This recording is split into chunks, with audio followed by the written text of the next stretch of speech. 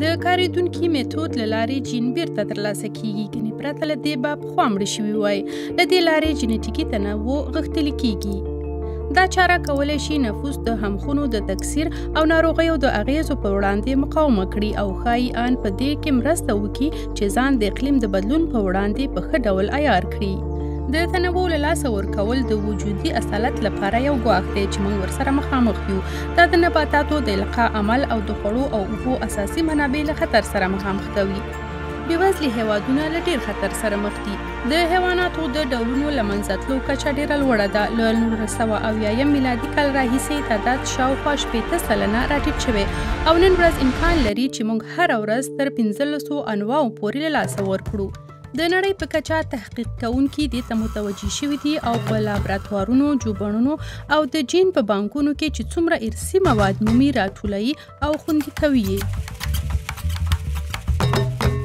سبا ناوخته دی، نن ورځ هم ناوخته دی. له دې کبله د ډي ان اې زیرمه کول زموږ وروستی امکان دی، مخکې له دې چې له منځه ولاړ شي.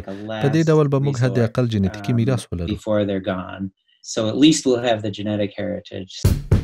ایډ لویس د یو برتانوي د جین بانک له بنسټ ایښودونکو څخه دی چې د دولتي پوهنتونونو، موزیمونو او ژوبڼونو له لوري اداره کیږي. دغه اتحادیې تر اوسه 48,000 نمونې راټولې کړي دي.